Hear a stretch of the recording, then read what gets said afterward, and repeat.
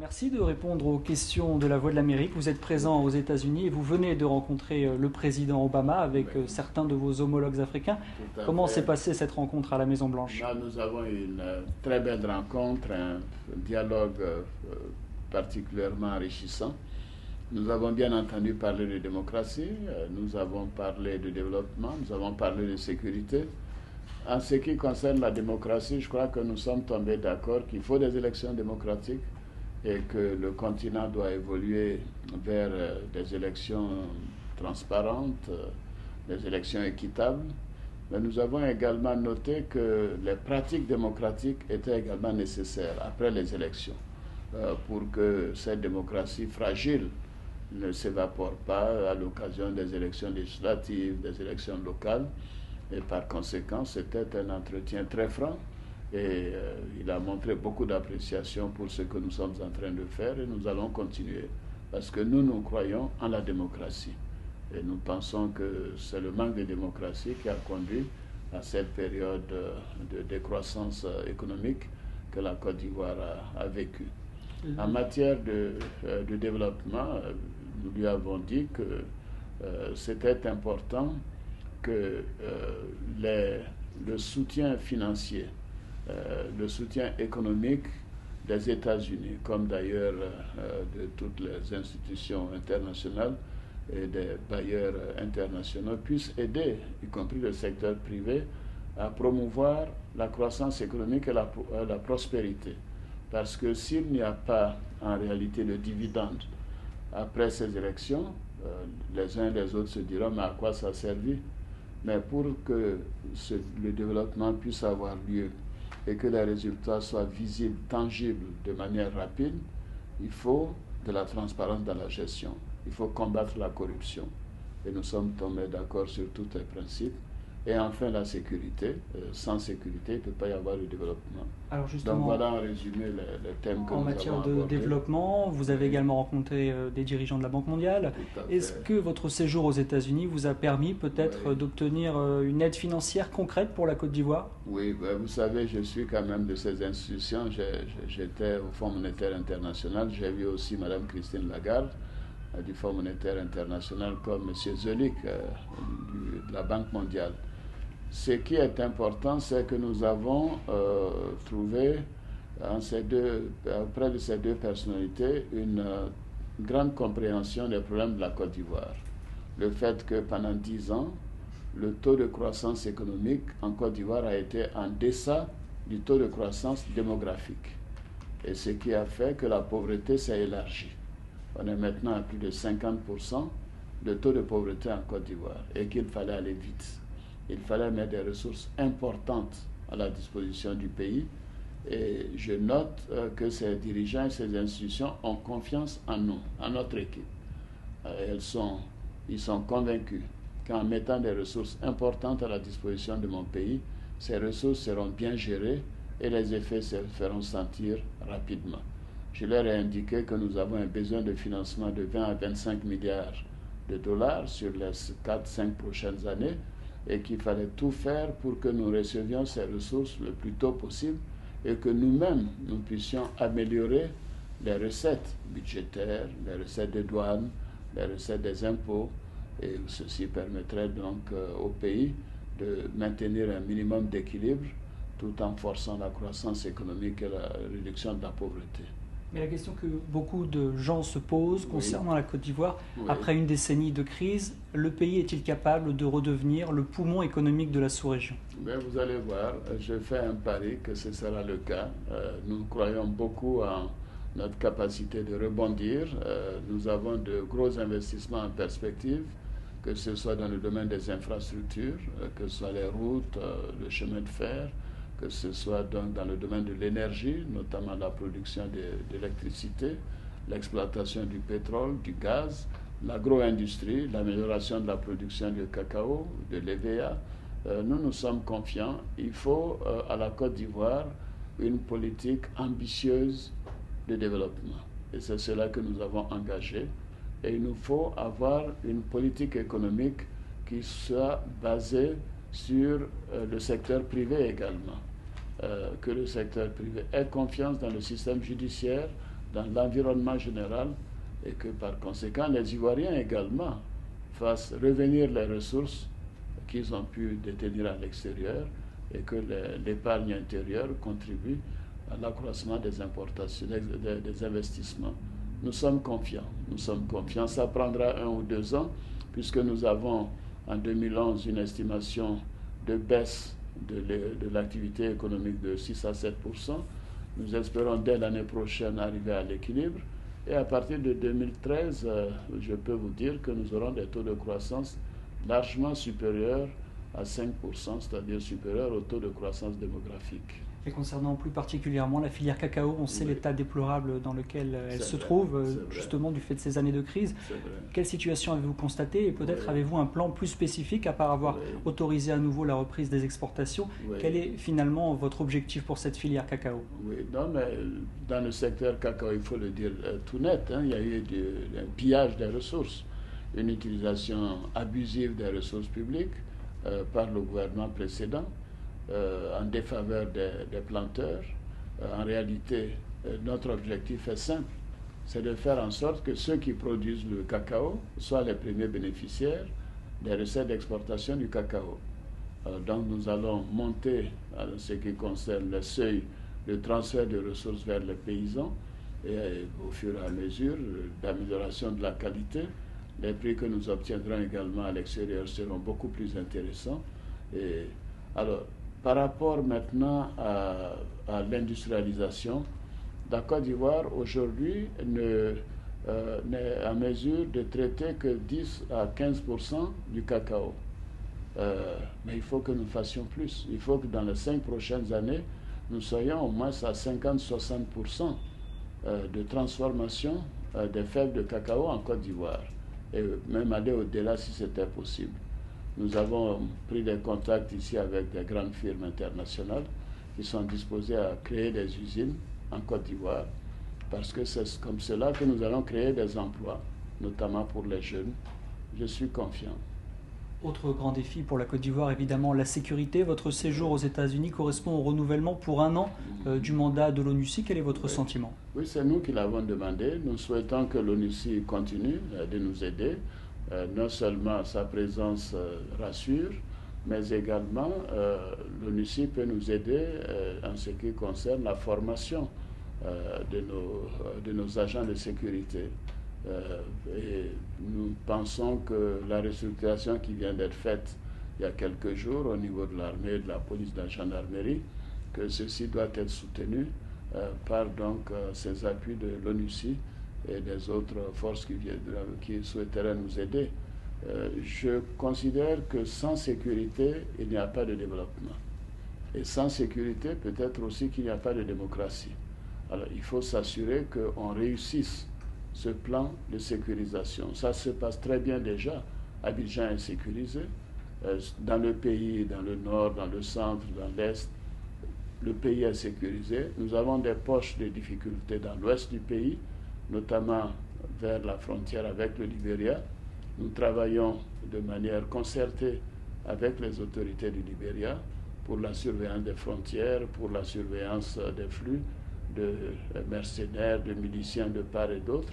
Et quand nous arriverons à créer donc une surveillance de cette partie du territoire avec des mesures très fortes en matière donc militaire, je crois que nous aurons gagné notre pari. Concernant cette armée ivoirienne, elle est évidemment en reconstruction, mais elle est souvent décriée ces derniers mois. Et même après votre prise de fonction, beaucoup se demandent si finalement vous contrôlez réellement l'armée. Oui, mais vous savez, il faut distinguer 2 choses. Avec l'arrestation de Laurent Gbagbo, il y a eu un vide sécuritaire. Les policiers, les gendarmes, qui ont la responsabilité du maintien de l'ordre, n'étaient plus présents. Donc nous avons dû faire le maintien de l'ordre avec l'armée, ce qui n'est pas normal. Le maintien de l'ordre n'est pas le domaine de l'armée parce que les militaires ne sont pas formés pour cela. Maintenant, au fil des semaines, à l'heure où je vous parle, le taux de retour des policiers et des gendarmes en activité est de 98%. Donc très rapidement, les militaires seront dans les casernes. La restructuration de l'armée permettra d'intégrer les 2 armées. de les redéployer sur l'ensemble du territoire plutôt que d'être concentrés à Abidjan. Et je suis certain que les choses vont rentrer rapidement dans l'ordre. Mais il ne s'agit pas forcément d'un état des forces. Si on prend par exemple le dernier rapport d'Amnesty International, oui, on met en cause le comportement des militaires et notamment également les chasseurs d'oiseaux. Quelle est votre réponse, par exemple, sur ce point précis concernant ces exactions? Non, vous savez, d'abord, faisons le point sur ces fameuses exactions. Je pense qu'il y a un mélange des genres. Il y a eu des combats à Abidjan en avril. Et ces combats ont continué littéralement jusqu'en début mai, parce qu'il y avait plus de 50 000 mercenaires et miliciens à Abidjan. Il y a eu des morts pendant ces combats. Ce ne sont pas des personnes qui ont été tuées volontairement par les forces militaires. C'était plutôt à l'occasion de combats. Mais ceci étant, depuis mon investiture, nous n'avons plus ce genre de situation. Alors moi, je voudrais que l'on sache que j'ai la volonté de faire en sorte que mon pays respecte les droits de l'homme, que toutes les autorités, qu'elles soient policières ou administratives, sont soumises aux règles du respect des droits de l'homme. Et nous prendrons les sanctions contre toutes les personnes qui ne se conformeraient pas à cette doctrine. En ce qui concerne les dozos dont on me parle à l'ouest, mais pourquoi on ne me parle pas des miliciens? Vous savez que pendant des années, le régime précédent a entraîné des personnes, leur a donné des armes, leur a donné des fonds pour tuer d'autres citoyens. Maintenant que les choses ont changé, il y a une volonté de vengeance, malheureusement, et mon rôle, c'est de faire en sorte que cette vengeance n'ait pas lieu. Mais les populations peuvent s'affronter et c'est des conflits ethniques. Il faut que nous arrivions à arrêter ces conflits ethniques. Et je m'emploie à cela. Et ceci, dans le cadre de la réconciliation, ça va prendre du temps. C'est malheureux qu'il y ait ces tueries, mais ces tueries doivent se situer dans le cadre de la politique de division. Vraiment, le développement de la haine entre les populations qui a été développé par le régime précédent. Alassane Ouattara est un homme de paix. Je veux la paix pour mes concitoyens, pour tous mes concitoyens. Je suis le président de tous les Ivoiriens. Je ne souhaite pas qu'un seul Ivoirien trouve la mort, surtout dans des conflits ethniques. Donc, je pense que nous allons y arriver. Nous allons parler aux gens. Nous allons sanctionner si ce sont des cas délibérés de meurtre. Nous allons procéder également à la mise en place d'une commission nationale d'enquête qui va nous faire un rapport qui nous situera sur les responsabilités, mais surtout sur les faits. Peut-être reposer la question différemment. Je crois que personne ne conteste votre volonté, en tout cas, d'assurer le respect des droits de l'homme. Mais finalement, sur le contrôle de l'armée, le contrôle des FRCI, on parle beaucoup de cette administration parallèle qui est encore en place, de ces seigneurs locaux qui continuent de faire la loi, notamment à Abidjan, qui est encore divisé. Ce n'est pas vrai. Ce n'est pas vrai. Je vous dis que l'armée a été restructurée il y a 2 semaines. Et que les uns et les autres auront des affectations. Et j'ai fait en sorte que quand un chef, par exemple, d'escadron est de l'armée, disons des forces armées nationales, Fancy, son adjoint est des ex-forces armées des forces nouvelles. Il y aura une intégration des 2 armées. Et on verra clairement qui est responsable de quoi. J'ai expliqué tout à l'heure que la difficulté, c'est que la police et la gendarmerie ne faisaient pas leur travail par absence et que les militaires ne sont pas formés pour faire le maintien de l'ordre. Maintenant que les policiers et les gendarmes sont de retour au travail, les militaires iront dans les casernes. Donc ces questions dont vous parlez n'auront plus lieu d'être. Donc vous demandez du temps en fait. Mais écoutez, c'est une crise énorme que nous avons vécue, avec plus de 3000 personnes qui ont été tuées. Les déplacés, à un moment donné, le chiffre était de 1 million. Nous avons encore 150 000 réfugiés au Libéria, 15 000 réfugiés au Ghana. On ne peut pas, par un coup de baguette magique, régler ces problèmes en 2-3 mois. Surtout quand la haine a été cultivée pendant des années. Les 10 dernières années ont été utilisées à s'aimer la haine, à former des miliciens, à financer les miliciens et les mercenaires. Il faut extirper tout cela du tissu social. Et ce n'est pas une chose facile, ça prend du temps. Moi, je ne veux pas que ça prenne trop de temps. C'est pour cela que je suis déterminé et que vous indique tout ce que je suis en train de faire. Alors dans votre discours, on entend souvent parler de réconciliation. Tout à fait. Peut-être un des défis majeurs de cette réconciliation, c'est le cas de votre prédécesseur, Laurent Gbagbo. Certains estiment que justement pour permettre la réconciliation entre tous les frères ivoiriens, ceux qui étaient pro-Ouattara, ceux qui étaient pro-Gbagbo, il faudrait peut-être lâcher du lest sur le cas de l'ancien président. Quel est votre sentiment sur... Actuellement, on parle de flou juridique concernant l'ancien président. Quel est votre sentiment concernant le cas Laurent Gbagbo? Non, le cas Laurent Gbagbo est simple. Laurent Gbagbo est resté pendant 11 ans. Cette crise post-électorale, il s'est accroché au pouvoir alors qu'il l'avait perdu. Donc il a fait un coup d'État. Deuxièmement, selon les premières informations que nous avons, il y a eu des détournements massifs de ressources publiques pour acheter des armes. Donc, il y a des présomptions de corruption sur lui. Troisièmement, pendant cette crise, il y a eu 3000 personnes qui ont été mortes, qui ont été tuées, pardon, et beaucoup de personnes, de militaires et autres, nous ont fait des confessions disant qu'ils avaient ils avaient exécuté les ordres du chef suprême des armées qui était Laurent Gbagbo. Alors, comment voulez-vous que je prenne sur moi de libérer une telle personnalité? Ce que je peux faire par contre, c'est de tenir compte de son rang d'ancien chef d'État, de le traiter avec dignité, avec considération. Et c'est ce que je suis en train de faire puisque Laurent Gbagbo est dans la villa qu'il occupait quand il venait en visite officielle à Korogo comme chef d'État. Mais ces avocats se plaignent par exemple de ne pas avoir accès à l'ancien chef d'État. Ils sont allés récemment, certains de ces avocats. La Croix-Rouge est allée. Kofi Annan, Desmond Tutu sont allés lui rendre visite. Ce que je ne peux pas accepter, c'est qu'il y ait des films sur ces visites à Laurent Gbagbo. Et ils veulent faire de la publicité pour un criminel, je dirais un criminel présumé. Moi, je ne peux pas accepter cela. Je dois gérer les parents des victimes aussi, cher monsieur. 3000 personnes ont été tuées. Ces personnes qui ont été tuées, ces personnes ont des parents. Si ce sont des parents qui ont des enfants, il faut les gérer. Et ils veulent tout de suite que Laurent Gbagbo soit inculpé. Mais j'ai dit que la procédure doit être menée à son terme. Le procureur fait son travail. Les avocats peuvent participer au travail du procureur et ainsi de suite. Et puis à l'issue du travail du procureur, la décision appartiendra au juge. Mais ce que je ne peux pas accepter, c'est qu'on me dise libérez Laurent Gbagbo immédiatement ou mettez-le en prison immédiatement.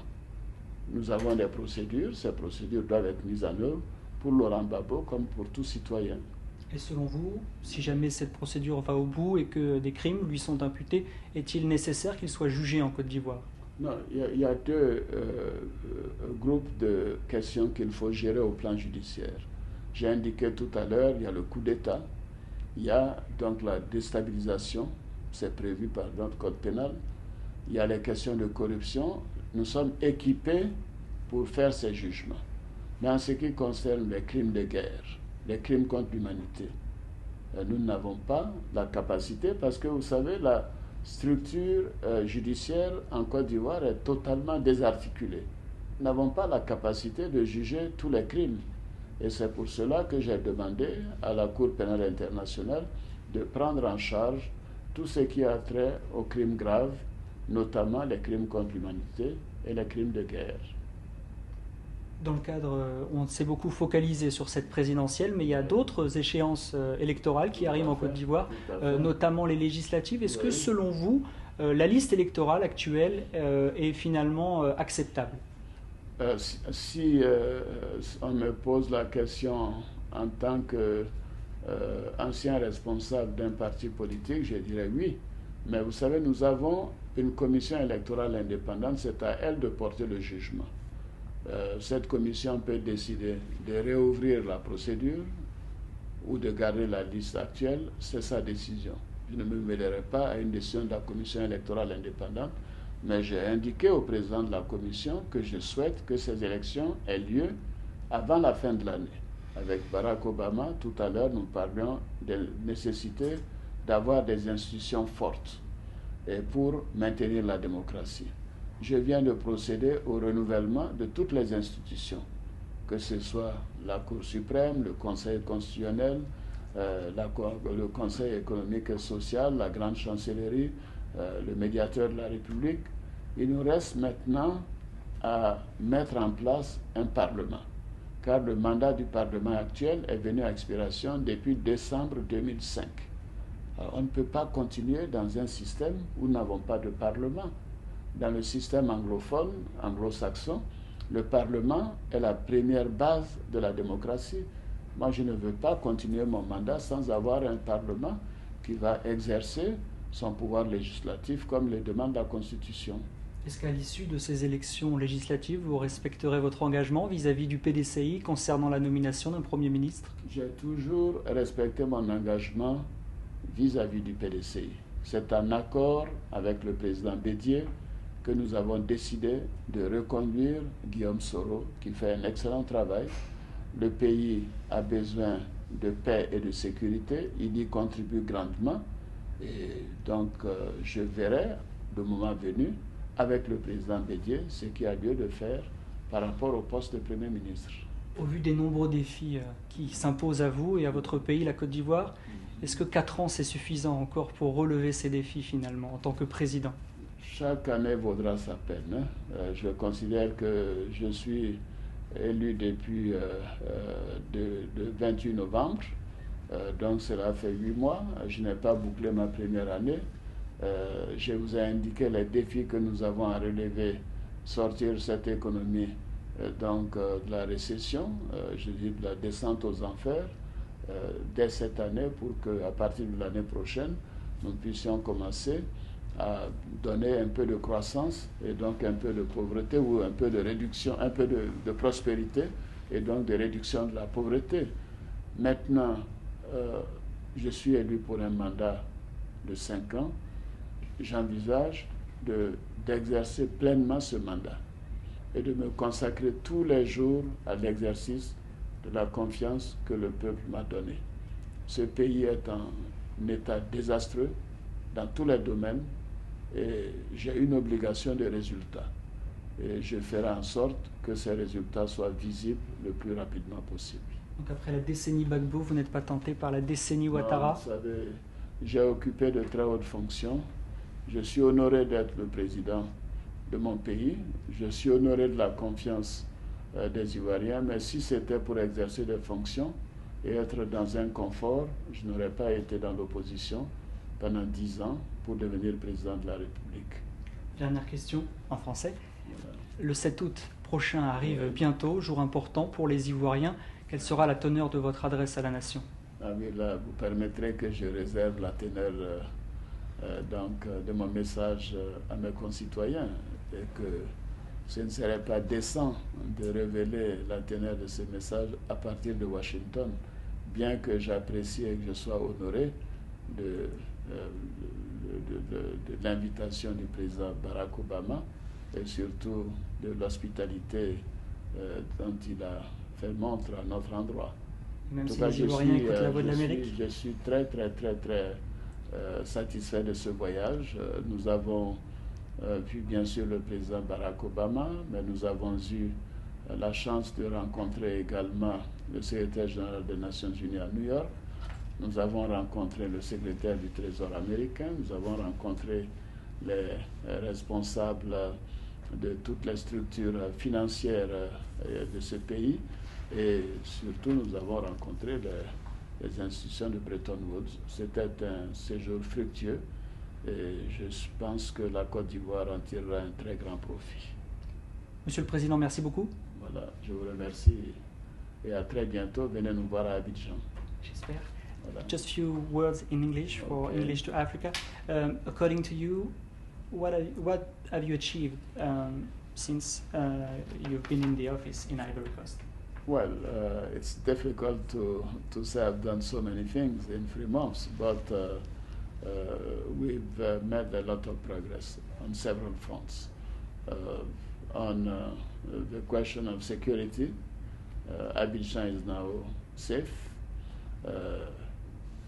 All over the country, peace has returned. We have some problem on the western part of the country, but we're making progress there also, thanks to the cooperation of my sister, President Ellen Johnson Sirleaf. We have embarked on an ambitious program of reconciliation. We've set up the commission, and they've been already working very hard, and I think the results will be seen soon.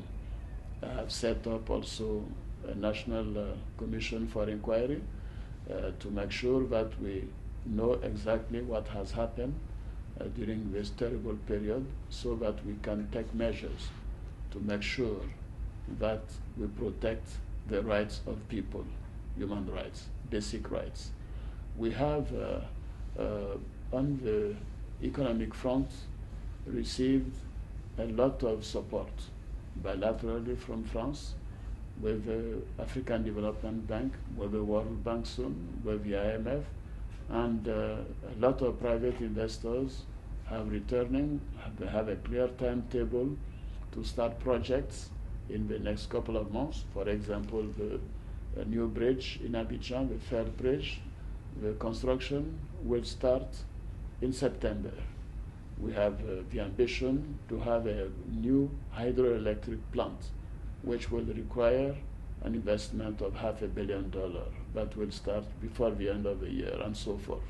We have started the work on the highway between, to finish the highway between Abidjan and Yamoussoukro. So I hope within 1 year we will be able to do that. We have started the road in the northern part of the country that will go to the frontier with Mali. We have a project, a road to go to Liberia, and so forth and so on. So I could go on and on. I think we're working very hard. We're making progress on several fronts, and we have set up all the institutions of the country, judicial, military, political. We have to organize now the parliamentary election, that I think we will probably do before the end of the year. How long will it take to bring reconciliation and peace between everybody in Ivory Coast? Well, the Commission has 2 years. I'm sure they will not be able to do everything in 2 years, but it should be a priority. Côte d'Ivoire has suffered from this crisis. We've had a situation where 3,000 people got killed. We have a sentiment of revenge on the part of certain people. We have to talk to people. We have to tell them that peace should be above all. It is something that we should cherish. We should make sure that once we get peace, it will be forever. It will be durable. We should no longer experience the type of violence that Côte d'Ivoire went through. We should make sure that all the policies we will implement will be to bring together the Ivorians and not to divide them. So we need, in short, the rule of law and prosperity for Ivorians. Mr. President, thank you for your time with Voice of America. Thank you. Thank you very much for having come to see me. So I hope we'll see you in Abidjan soon. I hope. Please come and see us. Have a safe trip to go back to Abidjan. Thank you very much indeed.